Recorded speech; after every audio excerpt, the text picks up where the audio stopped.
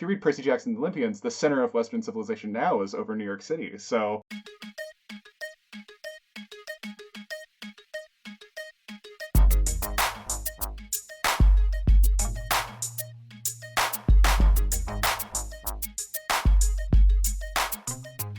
welcome to Wow with True, the podcast of your wildest memes.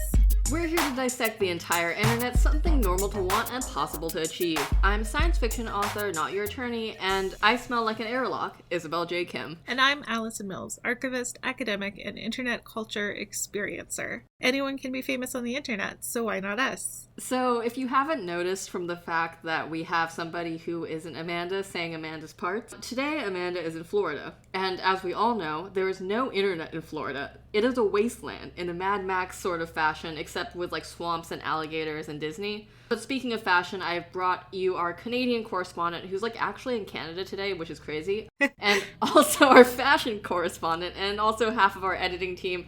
David, someday we will have you on, but today we are talking about fashion. So this is Allison.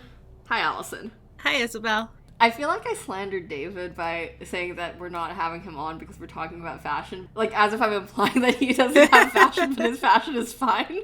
But I want to talk about the Walmart Birkins thing, and the person I know I need to bring in for this is Allison, because she will have opinions about it. Yeah, I was here for the last couple of episodes where Birkins were talked about, although that was in reference to meta Birkins, not actual physical bags. We're going to talk about bags today. They're real human bags that you can buy in the real world. I shouldn't have said they're human. They are made out of normal leather. Okay, so this is for everyone who hasn't listened to the previous episodes of the podcast where we talk about Birkins and their status within the fashion community. Allison, how would you describe how people act about regular Birkins that Hermes makes? People are unhinged about regular Birkins.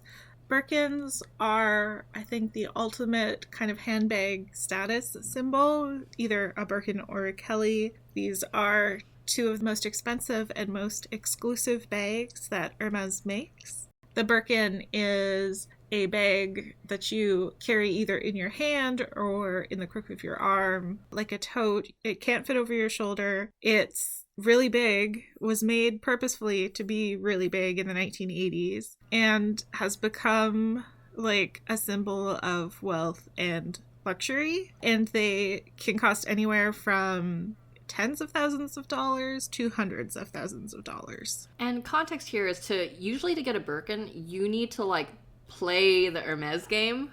Which, insane sentence, by the way. Like it sounds like it should be something out of, like, a YA science fiction novel, but basically, the Hermes game, like, if you haven't listened to our previous episode where we talk about the Hermes lawsuit, you should go listen to that. That's pretty good. The Hermes game is basically, you have to spend a certain amount of money at Hermes, usually like $100K, 50 to $100K, don't quote me on that. Do you know? There's no publicly released like official this is how much money you need to spend, and there are people who can or who have claimed to have walked into an Hermes store and just been able to or been offered the chance to buy a bag, because when you are buying a bag at Hermes, even if it's not, you know, like a Birkin or a Kelly, if it's one of their other less iconic popular bags, it's not like you go in and you're like, oh yeah, I really want a black bag with silver hardware because I feel like that's a good everyday kind of handbag. And if I'm gonna spend me, an imaginary person, if I'm gonna spend $10,000 on a bag, I want something that I will legitimately carry every day. You get offered something, and if you don't want it, it's not like there are other things for you to choose from. So you might go in and they're like, oh yeah, we have this bright yellow bag with gold hardware, and even if you don't wear yellow, this is what we got. Do you want it? You can make a wish list at Hermes where you say like, oh, I really want something in black, brown with silver hardware, gold hardware, whatever. But just because you have put something on your wish list does not mean you are guaranteed to get it, even if you spend like $100,000 at the store. It truly is like you have to befriend your sales associate. Yeah. And then she offers you a bag. So insane like power differential here, by the way. Because like the sales associate is like, that's a guy who works at Hermes. And you are the guy with so much money that you are desperate to buy a very expensive bag. That's completely unrelated from what we're going to talk about here today. But I just wanted to like acknowledge like what a deranged situation we've created here at Hermes. Yes. Anyway, so you can buy those at Walmart now. Yeah, so recently a woman, Imani, went viral on TikTok for sharing a dupe.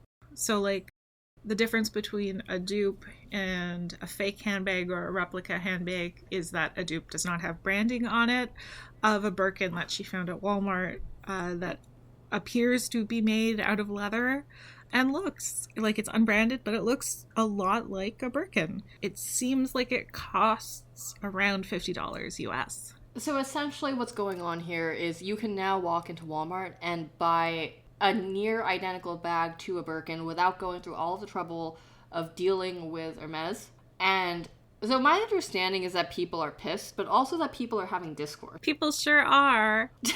Oh, you sound so thrilled about this. Tell me about this discourse. I love Hermes discourse because it's, no matter what side of it you're on, you end up sounding insane.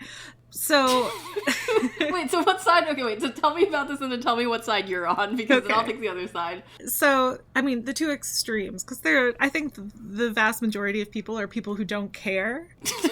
How they say that Tumblr is like the mouse version of like the real world, where it's the real world problems but like infinitely smaller, so it's just a bunch of like mice chattering to each other. This is just one post. I'm describing a post. This is how I feel about Birkin discourse, where it's like it doesn't matter. But it is fascinating. Yeah, no, 100%. So the two sides of it are the people who are pro-dupe, not necessarily pro-replica. That's like a whole different discourse. Who are like, yeah, if I like the look of a bag, why do I need to pay $10,000 for it if I can get a version of it that I like, that I think looks good for $50? Yeah, that one's super reasonable. That's a reasonable point of view. That is a normal point of view, right? Like, who in their right mind would pay $10,000 for a handbag? But some of the people who decide that they really, really care about the like dupe versus real handbag discourse get very into like, I am morally superior because I never buy a handbag from a brand. Wait, is the viewpoint here that like, because I don't buy branded shit, I'm superior in sort of like the opposite way of like, if I buy a Birkin, I'm better than you? Yeah, no, 100%. Okay. Because this person does not buy a Birkin, but they buy an unbranded version of it, they are morally superior. I'm more inclined to agree with that version of the discourse than the opposite version, which is, how dare you infringe on the intellectual property of this multi-billion-dollar company by creating a handbag that looks near identical to the real thing and then selling it at Walmart for $50. Yeah, that's not sympathetic to me, because it is very much guy with a lot of money being like, hey,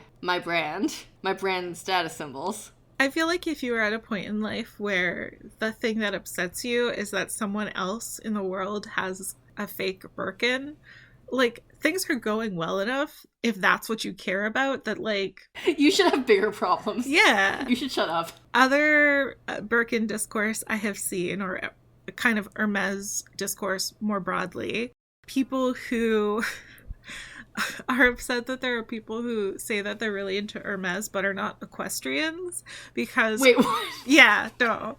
Wait, okay, this is almost veering into, like, horse girl discourse, right? Because it's like... Yeah, 100%. Hermes started as an equestrian brand. They started as, like, a saddle company and a company that made, like, very high-end bridles and stuff for horses in the 1800s. And transitioned into luggage and scarves and handbags. So there's a small contingent of people who believe that people are like denigrating the name of Hermes when they treat it as a fashion brand rather than an equestrian brand. So you're supposed to... So wait, so do these people get mad that people get into the Hermes game because of purse stuff instead of like the horse stuff? Are they kind of like, guys? Yeah. But the horse... Yeah. Hey, this is stupid. I'm so delighted, by the way, that we're talking about horses in this episode. Surprise. Let me read you a comment from a purse forum post entitled, "Can we talk about the Walmart Birkin?" where one user says, "Are you an equestrian? As a horse and pony lover and someone who works in equestrian sports, this annoys me too, as Hermes is actually an equestrian brand, but a lot of people buy it to look rich. In fact, most equestrians don't even wear Hermes. Enjoy your bags and don't care about others like this. The levels of gatekeeping in Hermes, crazy. Also, God, okay, so Purse Forum, for everyone listening at home, is a forum for people who are really into high fashion purses, which I discovered the other week because Allison and Carolyn, another one of our friends, was talking about it. I feel like Purse Forum, how should I say this? It is for people with too much time who are being really autistic about fashion instead of, like, boys kissing. Yeah, absolutely. I have nothing else to say there other than it's giving menswear guy vibes. Yes, definitely. Like, I mean, the thing is with the people on these forums who are very, very into purses is most of them, like, would look at the Birkin dupe that is in this TikTok that went viral and would immediately be able to clock it as like a duplicate. I'm not even that into Hermes, and I can tell you that, like, the stitching is weird and the handles look wrong and the leather is too thick. Allison, why do you know all this stuff? Because I look at pictures. I mean, I feel like you're really trying hard here to not say something like, because I have eyes, Isabel. I mean, yeah, because I have eyes. Because you... I have eyes that have looked at a lot of duplicates or fakes and images of real bags. And once you know what you are looking for, it's pretty easy to tell low tier fakes or duplicates from the real thing. Like, the stitching is different because, at least with Hermes, their bags are hand stitched, and that creates a different stitch pattern than if you use a machine. Today I learned. I think what gets me about this discourse is that, like, I feel like if you're defending Hermes in this case, there is no good look for you. No, absolutely not. You seem like an elitist fuck. If you make the argument that, like, hey, let's not mistake shitty Walmart stuff for things that are good because Hermes actually has good quality, you still seem like an elitist fuck. Yeah. I don't think there's any argument that's here that's not like, fuck yeah, Walmart bags, that is, like, valid. I also really enjoyed that this happened at Walmart, like, of all places. Yeah. Well, and it's not like Birkin dupes are new either. They've been around for forever. Like, every no-name brand produces some version of them because it's a popular silhouette now. But, like, okay, here's the thing. I feel like Birkins are a bad bag. Me too. Like, they don't seem like they're good for what they're supposed to be for, but just holding things. Yeah. Like, okay, I have to undo this fussy little strap and then twist the turn lock to get into it just so I can, like, pull out my wallet. And there's no shoulder strap. It's hard to carry. It's heavy because it's big. Or if it's one of the little ones, like, you can't even fit it on your arm. Yeah. Yeah. It's a bad bag. Wait, speaking of bags that are, like, difficult to use, I got a handbag for Christmas because that's what my mom likes to give me. And it's this Marc Jacobs bag because my mom was, like, medium bougie. And truly, the entrance to it, so it's like a drawstring entrance. And it is so fucking hard to get your hand in there. And the only reason I can do it is because, like, my hand is small. And at first I was like, oh no, what if people reach into my bag, which is, like, sort of technically open, and steal shit? And now I'm like, nobody's putting their hand in this bag. I can't even get my keys out of this bag. I mean, am I gonna use it? Yes. Has my mom created, like, a little test for me? Also, yes. You are just a hamster that needs to solve a puzzle every time you want to buy something. I don't want to be a hamster that solves a puzzle. I feel like I'm one of those, like, dogs with, like, a little toy or something. It's fine. To get their, like, little snack, it's fine. It's actually a very nice bag. Okay, so speaking of high-low culture, unless there's anything else you want to tell me about Birkins, now is your chance. Also, like, every other conversation we have is also your chance, but, like, this is your chance. To be on record talking about Birkins? Yeah, to have your Birkin opinions on record so that when you try to get your Birkin because you've made millions of dollars, they're like, listen to this podcast. We cannot let you have one. That's okay. I don't want one. I could always just get one for $50 at Walmart. Would knowing that it's from Walmart, like, change it for you? Well, see, I don't want one because I think it's kind of an ugly, bad bag. On top of it being too expensive. I think I would feel better about the Walmart one because I would be like, well, it's an ugly bag and it's bad. It's not functional for me. But at least it only cost me $50 instead of $10,000. But then I would be sad that I spent $50 on this thing and not something that I actually would use. Okay, but have you considered you're already in Walmart, so there are, like, worse things you could have bought there. For example, the gummy worm popsicles, which I still have not gotten. But I'm just saying is that, like, you're at Walmart, there are worse things to spend your money on. You might as well buy the Birkin dupe. I think there are better things for me to spend my money on at Walmart, though. What would you buy with $50 from Walmart? Like, right now. What are you going to buy? Let's see. If I went to Walmart right now with $50, I feel like I could probably get some stationery. Wait, why is... Hey, that's some expensive fucking stationery. That's $50. I don't know that it would be expensive stationery. I think it would just be a lot of stationery. Why would you buy a lot of... Wait, I'm sorry. Why do you need all of this stationery? I mean, I don't necessarily. I just feel like, oh, if I bought it, then I would have it. And I would have a lot of it. And I could just keep it. And it would last me a while. I guess. Just a bunch of notebooks, you know? I guess. Okay, so if you walk into Hermes and you have $10,000 to spend, what are you buying? It'll depend on what they let me buy. Oh, I see. Yeah, okay, fair. Anyway, if I was going to Walmart, here's the list of items that I would be buying. I would buy the gummy worm popsicles because I have not been able to find them yet, and I've been to like 1 or 2 Walmarts trying to find them. I really have to get better hobbies. Okay, and I think I would also buy... I swear this is not a bit, but the Oreo Coke. No, it's really good. It's thick. I still have not tried it.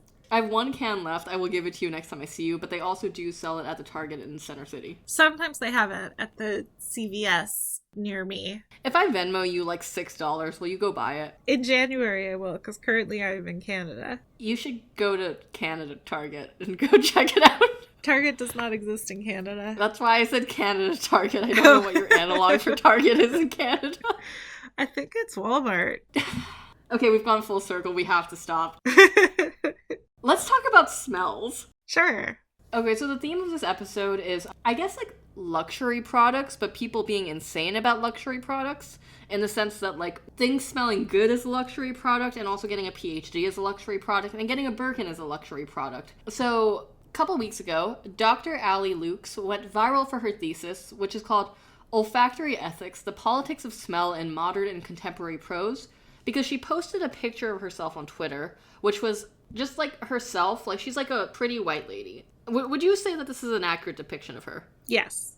Like, pretty white lady, youngish, carrying her thesis that has the description of what it's about, and talking about how she's gotten her doctorate. It's people have been like, good job at the review. I'm describing this horribly. She fought the snake and won. References only a niche audience will get. And basically, she's just like, you know, she's posting a photo of herself because she did a good job at the thing, and it's a hard thing to do. We love this. Twitter got really mad at her. Twitter was so mad at her for getting this PhD. Were you on Twitter when all of this was going down? Yes. Would you describe, like, the situation as perhaps just men getting mad that a woman is doing something? Absolutely, I would. It was just, like, reply guys being like, this is what's wrong with academia, and also women, and also why smells. And also people being like, well, I hope our tax dollars in America didn't pay for this. She got her doctorate at Cambridge, like... Yeah, like, we haven't even mentioned, she's getting her fucking doctorate at Cambridge in England, and it's fucking Cambridge. She's, like, not stupid. But everyone was really mad that she did her thesis on smells. But the fun thing here was that, essentially, she took it completely in stride and was like, yeah, it smells. And then just starts posting about olfactory ethics. Like, the other fun thing happening here is that now olfactory ethics has completely just entered the lexicon of everyone who's watching that discourse, like, which kind of proves that this is actually, like, a relevant subject, because everyone was like, yeah, smells. Yeah. I mean, we had this discourse, and now... every time I open this awful app, people are like, oh, actually, I'm seeing this everywhere now that I am thinking about it and know that it's a thing that I could think about. Yeah, like, honestly, like, I think she had the shortest, like, cadence between writing her thesis and it being immediately applied. It seems like it was an awful way to go viral because definitely she was getting like death threats for doing her dissertation. On the other hand, it's really hard to get a job in academia. I say this as someone who works in academia. If you were the person who went viral for your dissertation on smells, especially because your dissertation and your PhD is from Cambridge, you've got a leg up. If I were on the hiring committee, I would hire her because I'm like, oh, first of all, this is apparently extremely applicable. Second, okay, this is going to sound bad, but like she's not going to make the institution look bad on Twitter, and it's clear that she knows how to deal with situations. Yep. And like third, probably her thesis is good because they did give her a doctorate for it. And students will take her class because they know who she is. God, imagine taking a class and it's taught by a lady who went viral on Twitter. I would feel weird about that. I would do it, obviously. But it'd be weird.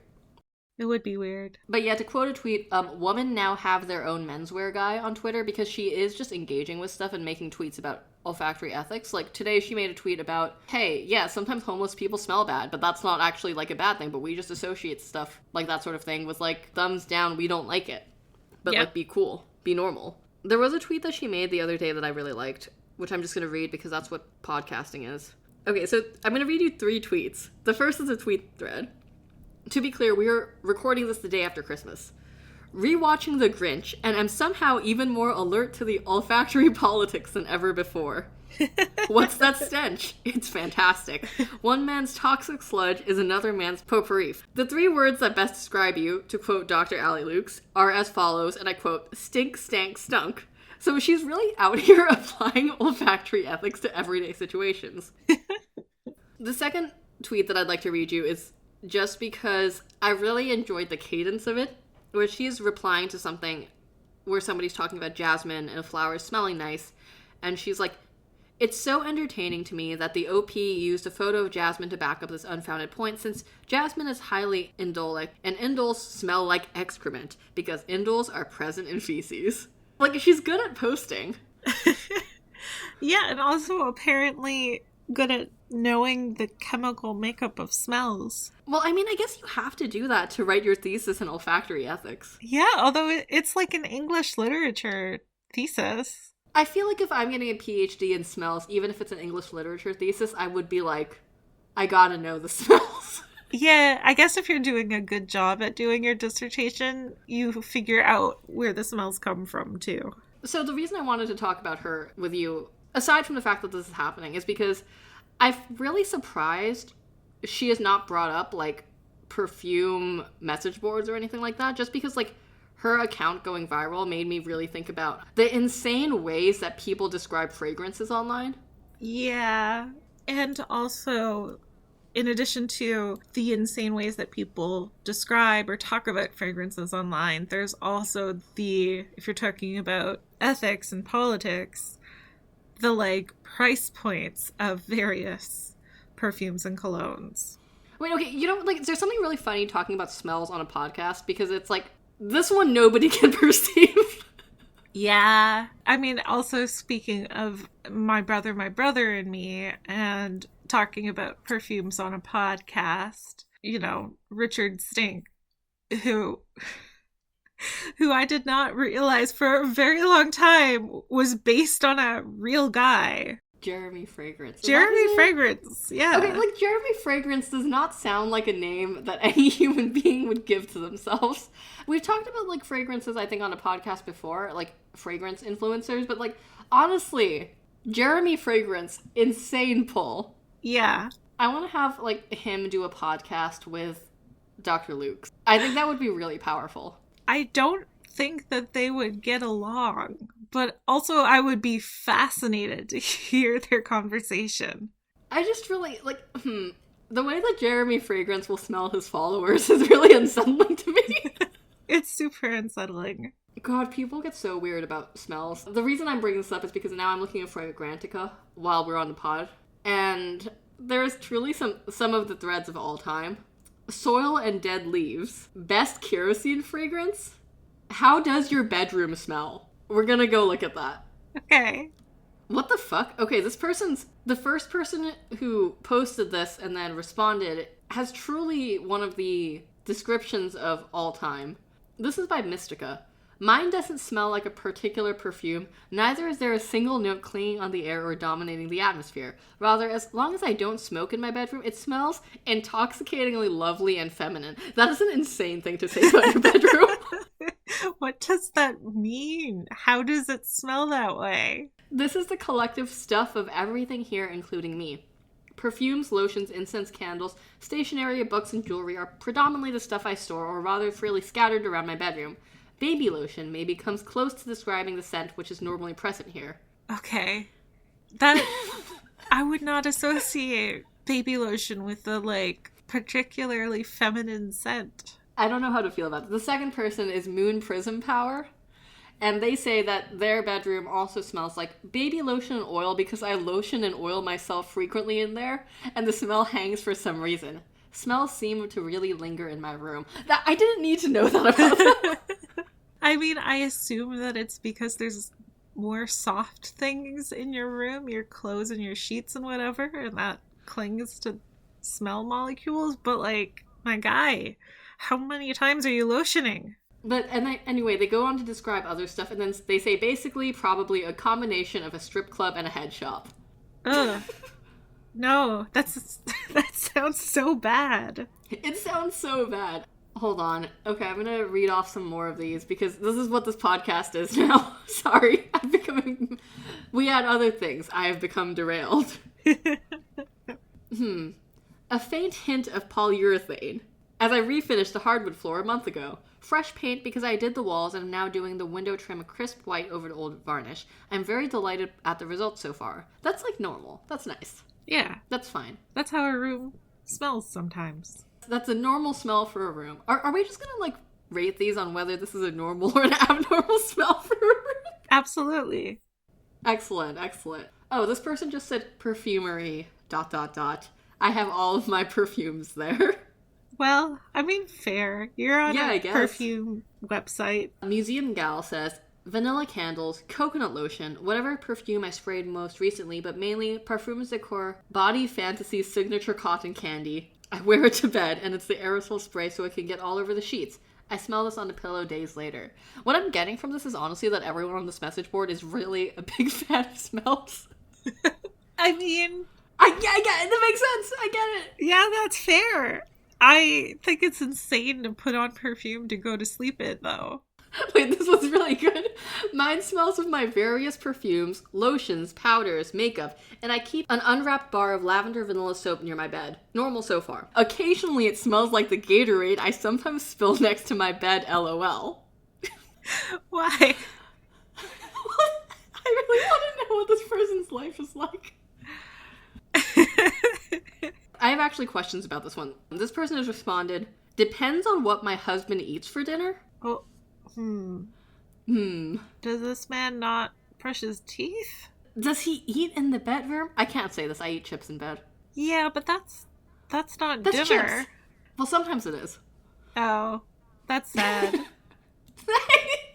Okay, like, in my defense, I was simply once in college. Leave me alone. Oh yeah, that's fair. I take it back. What would you say that your bedroom smells like? I mean, I don't know. Because I'm allergic to so many scents that, like, I don't know, I can't say laundry soap because all of my laundry stuff is unscented. Would you say that your bedroom smells like clothes? I guess. I think it smells like air. As we're having this conversation, I'm becoming, like, acutely aware of what my apartment smells like. What does your apartment smell like? I mean, it smells like I was cooking butternut squash soup because that's what I was doing. So it's, like, not a bad scent. It just smells like I was cooking stuff. Yeah, that's fair. I mean, often, because my bedroom is like a loft type thing, so there's a big open space to my kitchen area, often my bedroom does smell like whatever I was cooking. Wait, I can bring this back to our original topic. This person has said that their bedroom smells exactly like leather handbags, LOL. I've been a handbag pig as late and went a wee bit bag crazy and bought a total of 11 Italian leather handbags since September. So all these bags have created quite the scent in my room as I have them out of their dust bags hanging from my standing handbag rack, though I must say I quite enjoy it. So they're also British. That's a lot of bags. It's a lot of bags. I just feel like we've spent a lot of time talking about smells, and now I'm like, maybe I should include more of them in my house.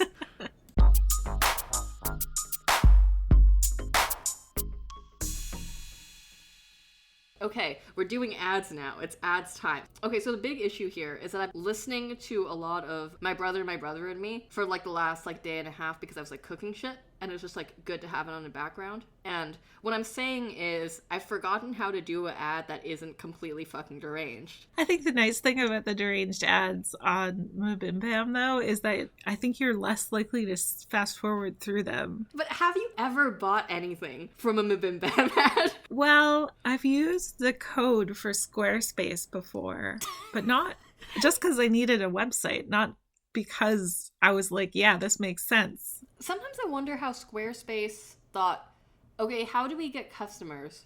We're gonna advertise with every single fucking podcast. I always listen to podcast ads and I'm like, why is this how you're trying to sell your mattress? I guess I should try and sell you stuff. Oh, I'm gonna sell you on subscribe to our Patreon because then you too can see Birkin discourse in real time while we shit talk Birkins, because that was kind of the impetus for this episode. And also me and Amanda have created like a fun little community on the internet, and I'd like to think that Amanda, if she was not, in Florida, would agree with that. Since she's in Florida, I cannot say what she would agree with, because my understanding of Florida is that you go there and it is like a lot like Australia and Mad Max. Would you say that this is your understanding of Florida? Yes. I like that you just went with it. I don't know, I'm Canadian. What does that have to... Okay, aside, I do like that you're doing this bag episode with me, because it means that every time I hear you say bag, I laugh a little bit inside. Can't help my accent. It's just really funny. It comes out a lot when you say bag. Okay, let me try and sell you something that's like good and not bad, and not just our Patreon and our Discord server. No, but actually the Discord server is good. Never mind. But anyway, you should listen to Big Game Hunger, because Big Game Hunger is a weekly comedy show where Jenna Stuber and friends craft the next big video game every episode. I'm a big fan because I like it when games are bizarre, and the games that they come up with on these episodes are truly zany as fuck. You should listen to the one that I'm on also, because it goes places, and by goes places, I mean we construct a car and it goes places. Sorry, that was really bad. But basically, starting with a randomly generated genre, concept, and vibe, Jenna and her guests will take these ideas far enough that they can pitch it to a shadowy board of rich investors. I think, honestly, getting Big Game Hunger in front of VCs would actually be like, if you know any venture capitalists, suggest them a podcast. Also, suggest WoW of True to them. We could use more funding. And anyway, by the end of the episodes, they'll have honed an IP so irresistible, you'll be willing to risk $25 for it on Steam. Speaking of risking $25 for it on Steam, you should also all go play Caves of Cute. And get ready to laugh about games you love, learn about game trends, and yearn for titles that will surely never make their release date. Just like Caves of Cute, which took 17 years to release. That's a real game. This isn't a thing. Anyway, new episodes every Monday. That's Big Game Hunger, wherever pods are cast. Welcome back from the break. I have kicked Allison out of the room. By this I mean we have finished recording, and I've brought David into the room. David, who are you? Hey everyone, my name's David. I'm the other editor on WoW of True, whenever Amanda isn't forced to do it herself. And I work and live in New York City, and I also do other stuff both in academia and in the podcasting space. Everyone should go, shout out to the podcast that I just finished, American Railroad with the Silk Road Ensemble. Please get it wherever you get your podcasts. But right now I'm focused on this one. David is also one of the 2 people I know who read as fast as I do, which is why he's here to talk about the Odyssey with me. I also thought it would just be funny to do like a both editors episode, and I only realized that after I started recording with Allison. So then I just messaged David like, hey, do you have time to record? And he's like, I don't have anything. I'm at my parents' house. And I was like, it's fine. We're gonna do it anyway. Happy holidays. Happy holidays. We're truly recording this in like the dead zone between Christmas and New Year's. Nobody's doing jack shit. It's great. Yeah, it's quiet here in Northwest Louisiana. I'm visiting my parents, and they are both the other side of the house, and I fully expect them to come bother me during the recording at some point, so... Will we get a cameo from your parents on this recording? Because that would be extremely funny. We might. The room that I'm in doesn't have a door, so... So the perfect space for recording is what I'm hearing. The perfect space to record, yeah. There's a lot of hard, flat surfaces and no door, so... We're doing great. We love this. We love recordings that come from a hard, flat surface with no door. Okay, but internet culture. We're talking about the Odyssey because recently Christopher Nolan was like, guess what my next project is? It's the Odyssey. You know, from history. The co-author, like, if you go look, like, people who've made, like, I wanted to say posts here, but I don't think this is a post. I think where people say, like, who is responsible for this. It's funny because it'll say Christopher Nolan and then also Homer. Because it's the Odyssey. Since he announces this on social media, people go, oh shit, this is Christopher Nolan's next project. And then people start admitting that they haven't read the Odyssey. And then other people start roasting them for not having read the Odyssey. I'm just going to read some tweets here because that's what all good podcasts have. People are really making posts about, like, guy who has only ever heard of the Odyssey from this announcement. I don't know how else to describe this post other than this user who is like a media critic posts holy shit and then a screenshot of the Google search for the Odyssey, as if he has never heard of it before. The second bit of discourse that's coming from this is people talking about how knowing about the Odyssey is culturally America-centric. I think that gives America too much credit for being the bastion of Western civilization or something. Sorry, not to play my hand with what I think about this. And then I'm just going to read you two tweets that I think are really good. Nobody even knows what the Odyssey is about. If you've watched the first SpongeBob movie, congrats. You've watched the Odyssey, but with SpongeBob. And then a second tweet, the Odyssey must have seemed like such a goofy title when it came out. Imagine if someone nowadays wrote a book about the guy named Steve and called it The Stevening, and it was taught in every school 1,000 years later. I think the second one is interesting, but also is wrong in the way that it tries to, like, say of the past, oh yeah, the present, they know what's going to happen. I don't know. This is a thing that also happens in, like, when people talk about evolution, they say, like, it's design. I'm like, no, there's no design. Things just happen, right? You know, stories just become important. An Odyssey is called an Odyssey because we got here, you know? Because we took a long journey.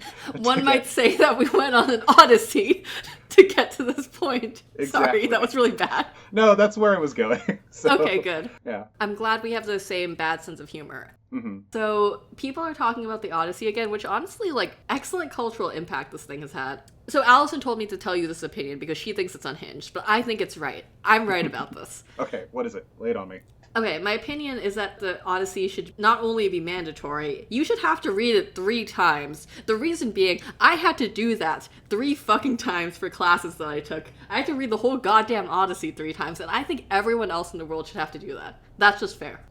Because this is what I did, I think you should only have to read it twice. Wait, you had to read it twice? Okay, yeah. We are not the people to be making this podcast. We've had to read the Odyssey too many times. In my defense, the first time I read it was in 4th grade, and it was a version of the Odyssey. Fun fact for everyone listening, the Latin/Roman name of the Odyssey, or of Odysseus, is Ulysses, which is where James Joyce gets his thing from. So in 4th grade, we read a version of the Odyssey that had large chunks taken out, namely all the sex. And the sexless Odyssey, one might say. Yeah, the sexless Odyssey is called Ulysses. Not by James Joyce, though. Separate books. But yeah, we read that in 4th grade, and I remember, I think I just thought it was a cool story. I think it was in the, like, ancient Greek section of, you know, middle school, when everyone gets super into, like, the Greeks and the Romans. Did you have to deal with that in school? I did, but I was also, like, the sort of kid that got really into, like, Greek and Roman mythology, so I was, like, very into it. Yeah. I think, like, a year later or a couple years later was, like, when the Percy Jackson books started coming out, so it feels very much for, like, our generation, specifically, like, 95 through 97, that, like, hey, Greek mythology is super important. You really need to know this. Okay, so things I thought would be a lot more important as a child included Greek and Roman mythology, which actually I'm so fucking vindicated for now. I'm so vindicated for this. Yeah, you're winning. You're right. I'm winning. I was right. Like, now I know what they're talking about on Twitter, unlike the media critics who haven't heard of the Odyssey. But also, ancient Egypt. Did you have the experience of, like, getting, like, really into ancient Egypt? Because I feel like it's, like, a phase children go through. So I don't think I personally was super into ancient Egypt, but I remember every year in my middle school, like, each class did a different historical culture for their history. Mm-hmm. So 3rd grade was, like, the ancient Egypt year. And I remember it was just a lot of art projects, and we had, like, a big... Thinking about it now, we had, like, these end-of-year performances or whatever, so we all were, like, dressed up like pharaohs. Hey, that's, like... I feel like you couldn't do say, but that's very funny. I don't think you could. So I do also remember from 4th grade dressing up in togas. Mm-hmm. But I think that's fine. No, wait, fine. okay. So do you want to hear like my most guillotinable experience, which I guess me and Amanda shared because we went to the same school. So Penn will rent out the art museum and then have like a toga party in Philadelphia. And this is like for incoming freshmen. So it is just a bunch of drunk 18-year-olds at like the Philadelphia Art Museum dressed in togas. And like, why does this happen? This probably shouldn't be happening. I'm going to say something controversial. I think that's delightful. I think that's a fun experience for 18-year-olds to have. I had a great time, but I was also like, in retrospect, I was like, why is this the tradition that we have? Like, who started this? Waves, hand, education, Western ideals, something. I don't know. Part of what makes this whole Odyssey conversation fascinating to me is, like, I don't know if you've spent a lot of time on Twitter lately, post-Eloning. It's just a lot of, like, the Hellenic educator, and it's this, like, you know, statue profile picture, and they talk about Western values, and people talk about, like, how great things were back in the day, and they talk about heroes of the past age and how good the ancient ages were at building things compared to the steel and chrome of now, which is bad. Mm-hmm. And then I know it's not the same people, but it feels like the same part of the internet going, but yeah, what's this Odyssey thing? No, it truly does feel like that, because there is a certain segment of the Twitter population, like you said, that's really like, let's valorize the past. I think like what's really exemplified by this is like the guy who's like, yeah, that really, really beautiful statue that looks like an ancient Roman statue, this is the West. And then it turns out that that statue was made by a Chinese lady. Mm-hmm. Yes. Like, that is the segment that seems like the same segment that's talking about, but the Roman past, who's like, Odyssey? What this? What's this Odyssey thing? I don't know. Anyway, so everyone should have to read the Odyssey. Should we talk about why? I just think they should suffer like I've suffered. I do have to say one thing, which is one point that I saw people, quote-unquote, on my side arguing on Twitter for, which I was yelling at my screen going, no, in response to people going like, why is the Odyssey so important? Was them saying, it literally created the hero's journey. And I was like, no, that's... Wait, stop. That's not how that works. I think the hero's journey would have been developed even without the Odyssey, because it was just, what's his name, looking at the... It's how just stories Temple have been being told. like... Yeah, he's looked at how stories have been told. I'm seeing some signs, and I'm seeing them in this order. There's so many people, like, saying, and then so many people repeating, like, well, it was because of this story that we get the hero's journey. If you've ever enjoyed a travel book, then... actually, that one I've also heard that one from before this time, so maybe that one's true. I don't know. The other thing here is that I'm not a classicist, so I'm just a classist. Boo. Cut that. Yeah, no, I kind of feel like a lot of people here are, how should I say, confusing cause and effect, because I feel like the Odyssey is actually a really good example of a story. Okay, can I tell you my hot take that I think you're going to disagree with? Lay it on me. We talked briefly about Tenet before this, so we're going to get into Tenet, because, again, this is because Christopher Nolan we're doing the Odyssey now, guys. I think this will be better than some of his previous films, because the Odyssey... linear story. Well, not linear. There's two storylines that are happening. But, like, you know, events happen. They happen in a succession. Okay, I would argue that Tenet is even more of a linear story because there's only one timeline that we're moving back and forth on. There's one line. No, but the thing is, I think with Tenet, he had scenes. Like, I watched Tenet, like, last week because, like, my boyfriend sniped me into watching it. By this, I mean, they put Tenet on.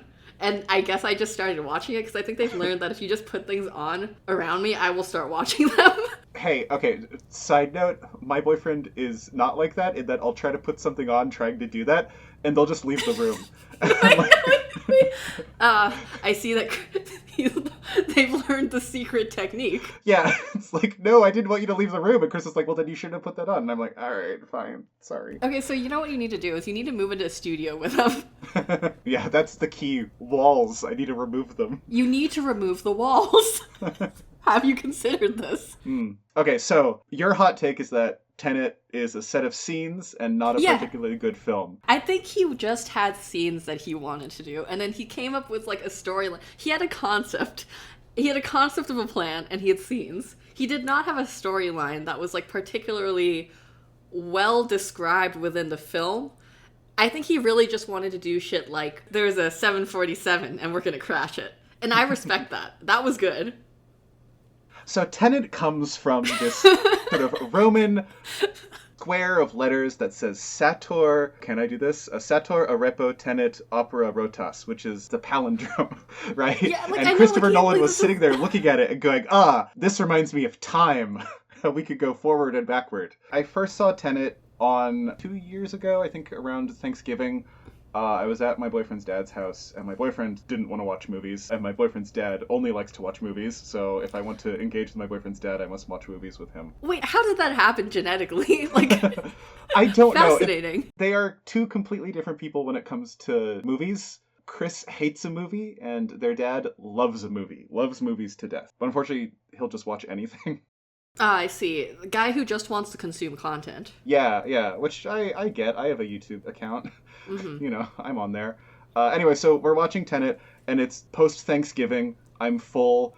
I'm watching this movie, and I'm sitting there thinking, wow, he really swung for the fences, and I really respect that. I really love all the stuff going on here. And if there's one thing you need to know about me, it's that I always value spectacle, and I always value cinematography and film editing. So I was sitting there going like, wow, these 3 criteria that I judge things on, perfect. No notes. Yeah, no, I can't argue with that. Like, he did a good job with this. He is so good at doing a scene. However, I think he forgot to put a story.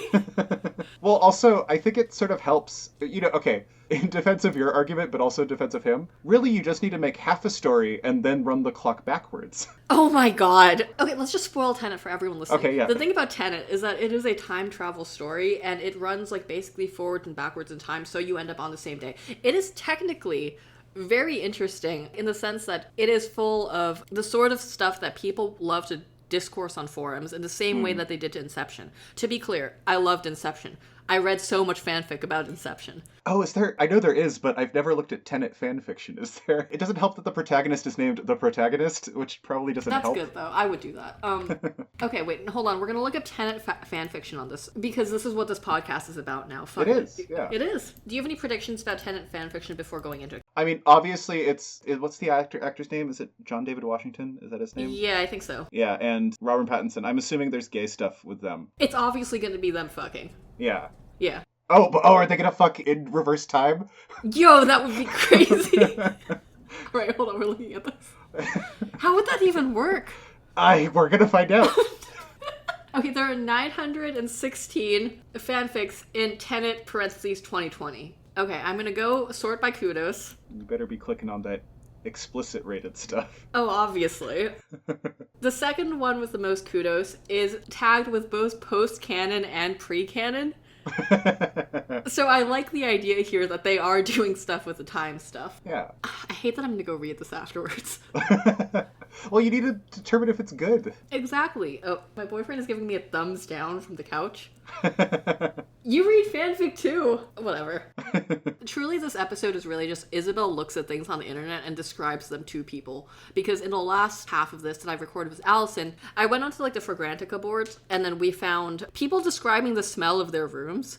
But these are all people who post on like the smell site, the site for smells. Yeah, so are they using like arcane wizard smell law? Yeah, they're using like the arcane words for the smells, and I'm like, I've never thought about it this much.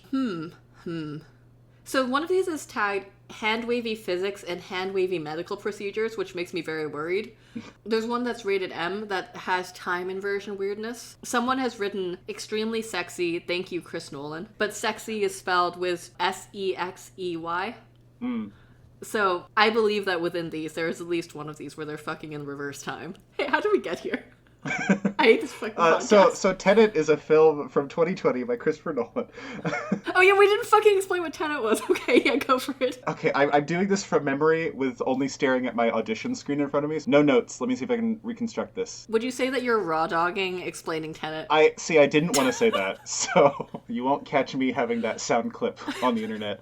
So there's a guy whose name in the script is the protagonist, and he is a military guy and comes across this group of people that are clandestinely, I guess, doing crimes with they're like killing people and kidnapping people and stuff like that. But it's all against this one rich man named Sator, I believe. Mm-hmm. And there's a whole thing where this protagonist gets recruited into this organization, and there's this Robert Pattinson guy who's like his friend who obviously knows him, but the protagonist doesn't know him. And he's like, I don't know you. And then it's revealed that there's this technology that can put things into the reverse time stream such that they will move backwards in time.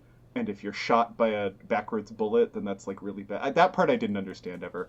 That's because they don't explain it. Like, none of this makes any sense if you start thinking about it. Yeah, it doesn't.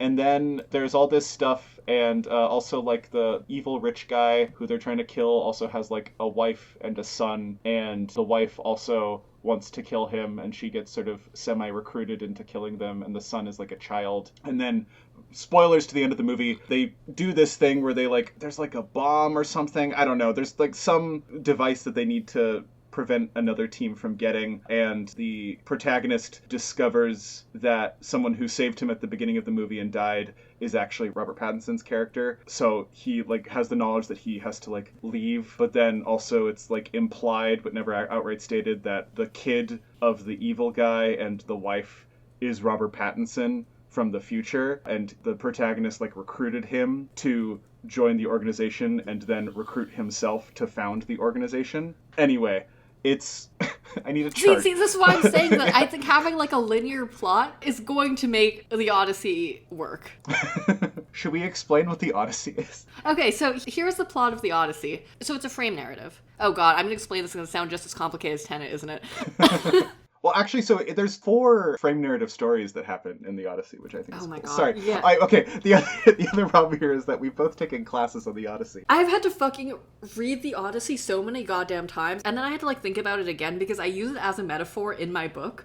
So I have been here thinking about the Odyssey, but basically the Odyssey takes place after the Iliad, and it is a story of Odysseus trying his fucking best to get home. He does a bad job. To be clear, he does like maybe the worst that anyone has ever done it. Because if you look at, like, the places that he goes on, like, a map of the Mediterranean Sea, the dude is stranded out there for, like, a decade or 2 decades, I forget. Just, like, in this tiny patch of ocean, just having, like, the worst time. The reason he's having the worst time is because he angers Poseidon. And it's classic Greek myth in the sense that, like, some of the gods are like, we like this boy. And other gods are like, we hate this boy. And the classical matchup here is Athena is on his side, and Poseidon is not on his side. This is very unfortunate, because he has to cross the sea. Yeah, it feels like Poseidon's the guy you don't want to piss off, right? Yeah, exactly. Like, you want Poseidon to like you in this scenario. But basically what happens is Odysseus is trying his fucking best to get home, and just beset by just deranged shit happens. He goes to an island and some shit happens. And, like, this consistently happens where, like, for example, the first one is Cave of the Cyclops, where I think this is actually how Poseidon gets mad at him, because it's like, bro, that's my son. But he ends up in a situation that he needs to get through his like wiles, because that's the thing about Odysseus, is that he's a smart guy.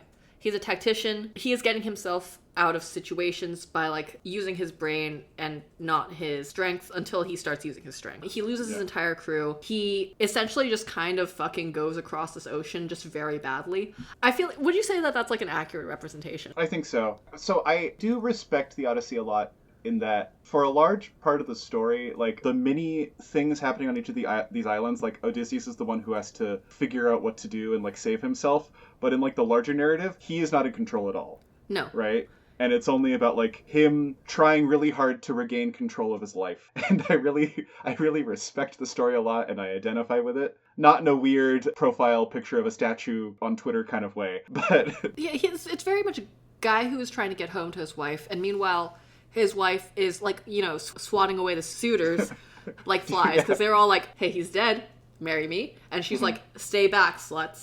I'm gonna weave and unweave this like wall hanging, and when I'm done with it, I'll say yes, but then secretly at night, I'm gonna take out everything I've done during the day.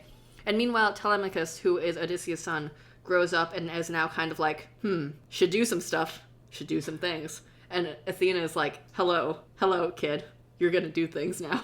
I'm describing this terribly. No, that's great. But, like, this is essentially what's happening here. And then the other thing that's happened is that basically the narrative also then zooms in on Odysseus, who has finally made his way home, dressed like a beggar, and then he goes in and he fucking kills everyone. He slaughters everybody. He slaughters all the suitors. He's truly out here killing. Which is honestly, that is going to hit so hard on the big screen. I do have to say something that I'm really looking forward to, because, like, you know, he gets back and, like, Athena disguises him, or helps disguise him, right? So he can sneak into the castle to kill the suitors. But the first person to recognize him is his dog, who finds him and smells him and goes to him and then just dies and, like, passes away because he stayed alive for to see his master, which is, you know, heartstrings. Yeah. Oh, dogs. And what's also cool is that really, like, you know, as you said, Odysseus is not doing a ton of killing. And then at the end, he, like, just murders these suitors who have holed up inside his home trying to seduce his wife. Yeah, he's like, get out of my house. Get out of my fucking house. It's really kind of cool. Sorry, I'm just remembering from class where it tells me, oh, like, what did the Greek society value? And it's like, okay, so obviously, like, Odysseus, the type of man that he was, he's not going around killing everyone all the time. But the greater sin in the Greek's eyes was to, you know, deface the home, right? And so then when Odysseus gets home and defends his home from these terrible young men who had the audacity to try to get into an estate. The way to read the Odyssey, I think, is to read it in the context of the time period's morals and, like, what they valued, because it is very much a story about, like, a guy who's experiencing a journey and then what he has to do within the home, which is, like, I feel like I talked a lot in my class courses about hospitality, what you're supposed to do to people, how people felt about this and that in the ancient world. And I feel like the Odyssey is a good representation of that. Also, like, honestly, cool story. Like, kind of based. Story. So, all of that being said, people on the internet didn't know what it was. Which is crazy because, okay, am I being an elitist fuck if I think that, like, a lot of references from the Odyssey have permeated the pop culture in the same way that a lot of just, like, random Roman and Greek shit permeates the pop culture, and we are living in the era of retellings? Because that's what surprised me, was that, like, they had no reference to this when a lot of stuff from it is already out there. Also, when Hades exists. I think, yes, also because Hades exists. I think you are both being an elitist and also you're not being an elitist insofar as, so, like, the literacy rate is not high, right? How dare you piss on the poor? Anyway. Yeah. So, okay, let's take these things. The literacy rate is not the highest. And also, if people reference things, they don't normally elbow you and say, this is what this reference is from, right? Like, you need to know the original to then be able to get that it's a reference, usually. So I can understand a world in which people maybe don't read a ton, and the stuff that they do absorb in culture doesn't reference back to be like, hey, this is a reference to X, right? And so they just think of it as a new thing in and of itself. That being said, it's the Odyssey. So, yeah, like, I don't know, it's one of the most popular stories in our culture that we live in. I think if you take anything away from this podcast, it should be, go read the Odyssey. It's a good book. Yeah, it's a good book. Also, you can read it for free online, not even in a... If you're someone like me who, like, doesn't want to commit crimes on the internet and won't download things illegally, you can just find it legal translations for free online. So yeah, on account of they've been fucking translating this book forever. That's the other thing. Yes, the America part of it. The American part of it. That was insane to me because I'm like, guys, you know where this is from, right? You know that this isn't American. I think that there is... I think they meant to mean Western, but yeah, like... I think they meant to mean Western, but, you know, if you read Percy Jackson's Olympians, the center of Western civilization now is over New York City, so... which is why Mount Olympus is there. Cut that part out.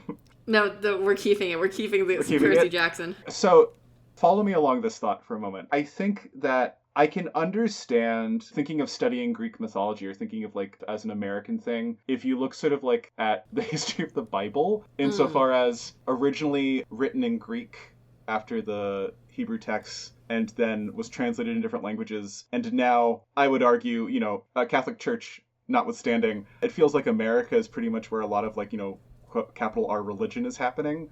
In terms of Christianity. And so you could say that, like, America keeps up this recitation of the Bible, right? Of, like, these ideas of this Christianity and Christian culture. And so to some extent, maybe also America does that with the Greek myths too. Waving my hands in the air right now. I would buy that, but, like, it's also kind of a silly thing to say because I would not classify Greek mythology as American culture because gestures at the word Greek in there, and also the history of like classical education coming from Europe. That being said, gestures vaguely at what's going on Twitter in the last couple days. Twitter is not good at knowing things about places or people.